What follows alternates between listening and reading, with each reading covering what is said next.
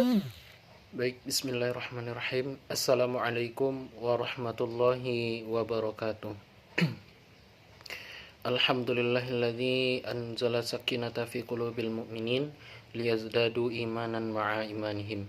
Asyhadu an la ilaha illallah wahdahu la syarikalah wa asyhadu anna Muhammadan abduhu wa rasuluh la nabiyya ba'da amma ba'du.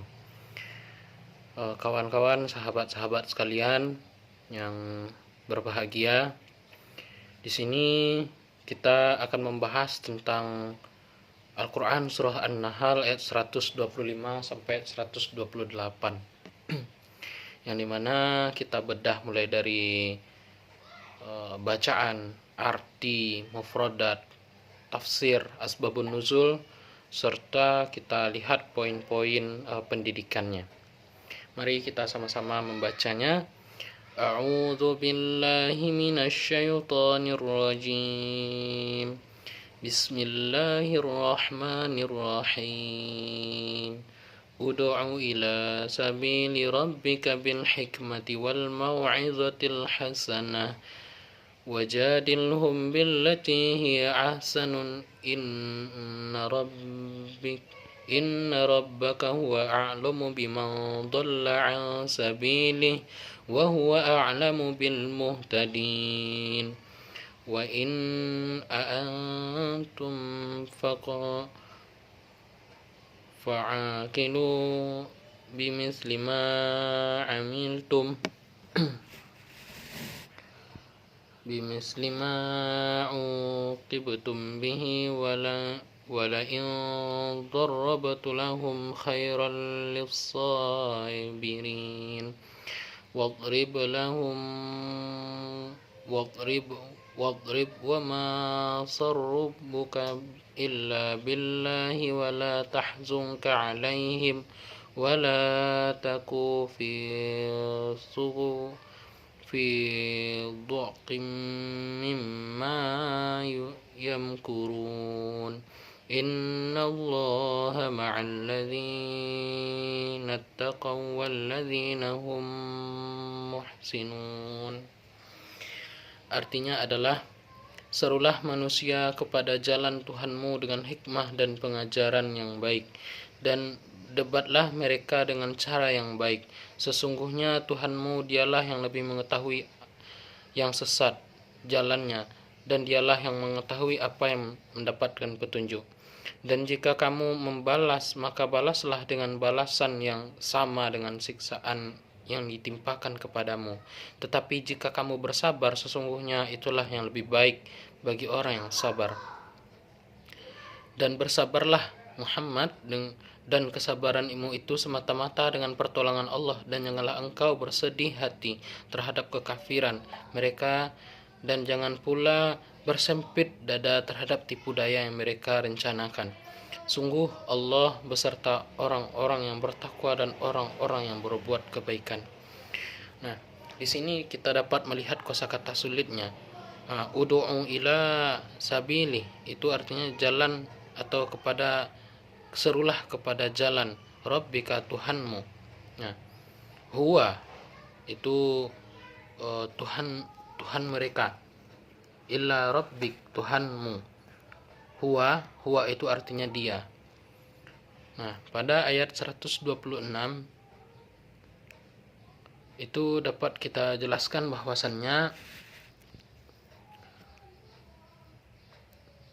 khairul lis-sabirin itu lebih baik bagi orang-orang yang bersabar. Nah, pada ayat 127 itu dapat kita lihat banyak sekali penjelasan dari kosakata mufradatnya, yaitu yamkurun, artinya mereka tipu dayakan. Nah, asbabun nuzul dari ayat ini adalah, ayat ini turun dalam konteks dakwah Nabi Muhammad yang menghadapi berbagai tantangan dari kaum Quraisy. Selain itu juga ayat ini berkaitan dengan peristiwa sejarah perang Uhud, ketika Nabi melihat jasad pamannya Hamzah yang disiksa dengan cara yang sangat-sangat kejam. Nah, kita lihat dulu dari tafsir. Yang pertama tafsir Ibnu Katsir. Menurut Ibnu Katsir 125 ini menjelaskan metode dakwah yang harus digunakan oleh seseorang muslim yaitu dengan hikmah atau kebijaksanaan. Pada ayat 126 sampai 128, Ibnu Katsir menjelaskan bahwa membolehkan perlakuan secara seimbang, tetapi sikap memaafkan dan bersabar itu jauh lebih utama daripada berperang. Nah, tafsir yang kedua dari Quraisy Shihab. Menurut Quraisy Shihab dalam tafsir Al-Misbah ayat 125 sampai 128 ini adalah metode yang sama ketika orang berilmu diajak berdebat. Mereka lebih menggunakan argumen yang sangat-sangat baik ketimbang melawan dengan egonya. Dan Quraisy Shihab menjelaskan bahwa meskipun seseorang memiliki hak untuk membalas perlakuan yang tidak mengenakan, namun Islam menganjurkan kita untuk saling bermaaf-maafan. Nah, kita lihat dulu dari nilai-nilai pendidikannya. Yang pertama ayat ini mengajarkan bahwa setiap tindakan terutama dalam menyempurnakan ilmu ataupun kebenaran harus dilakukan dengan kebijaksanaan. Yang kedua, pendidikan komunikasi yang baik. Dalam menyampaikan pendapat atau nasihat, kita harus menggunakan bahasa yang santun dan yang sopan. Kalau kita lihat dalam pendidikan kesabarannya, ayat ini menggunakan agar dialog atau perkataan-perkataan tentunya kita kombinasikan dengan bahasa yang sopan juga. Dan selanjutnya itu pendidikan bermaaf-maafan. Nah, inilah yang tentunya kita sangat-sangat fenomenal dengan bermaaf-maafan ini. Kita dituntut untuk bermaaf-maafan itu bukan hanya ketika kita hari lebaran saja, tetapi setiap hari hendaknya kita bermaaf-maafan juga. Terus pendidikan pengendalian emosi. Nah, di sini pengendalian emosi ini sangat-sangatlah penting dikarenakan itu sangat-sangat ditekankan oleh Rasulullah SAW. Selanjutnya pendidikan dakwah dan kepedulian sosial.